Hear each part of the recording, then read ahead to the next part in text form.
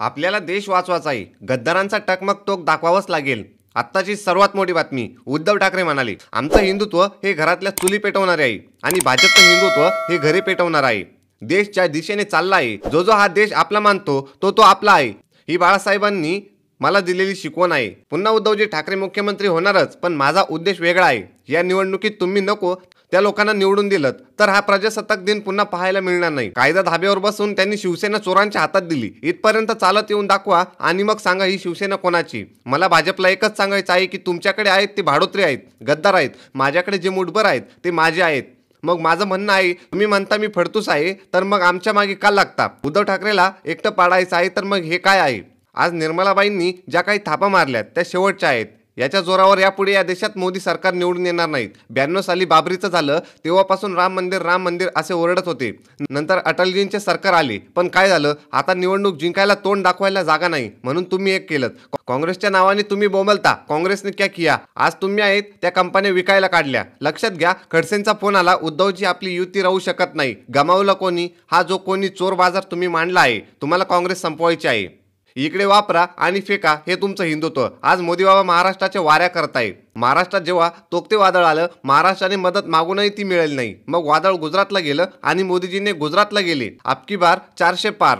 तुम्ही आज महाराष्ट्राच्या मुळावर आलेला आहात, हे मी कदापिही होऊ देणार नाही। मोदी आजवर कितीदा मणिपूरला गेलेत। शिवरायांनी आमच्या माता भगिनींचा सन्मान केला, मोदीजींनी काय केले सगळं दिसतं असून सुद्धा सगळे आंधळेपणाने पाहायचे, हा कुठला न्याय?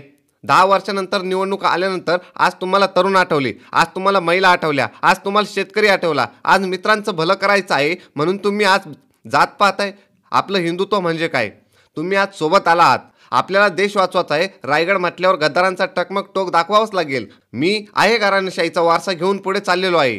काय करणार तुम्ही आता? तटकरे पिता पुत्र मुलगी यांना तिकीट देणार आहात का? तटकरे सध्या राज्यसभेवर जाण्यासाठी प्रयत्न करतायत। लालू प्रसाद त्यांच्या मुलाची चौकशी करता, त्याला बाडाने शिवसेना कोणाची हा निकाल दिला, त्या गद्दाराला आज निधी मिळाला। हा निधी कुठे गेला? आता चटक लागली आहे, त्याचं काय करणार? जाहिरात द्यायची असेल तर छोटा का होईना फोटो हवाच, असं माझ्या कानावर आलाय। कोरोनातही माझी वागणूक मी तीच ठेवली होती। मी नाशिकच्या अधिवेशनात सांगितलं, श्यामाप्रसाद मुखर्जी यांनी त्यावेळी बांगलादेशात सरकार स्थापन केले। 2 कोटी लोकांना रोजगार देणार, किती लोकांना रोजगार मिळाले? मला सुद्धा रामाचे दर्शन घेण्याचा अधिकार आहे, म्हणून त्यावेळी बाबासाहेब आंबेडकरांनी काळाराम मंदिरात प्रवेश केला होता।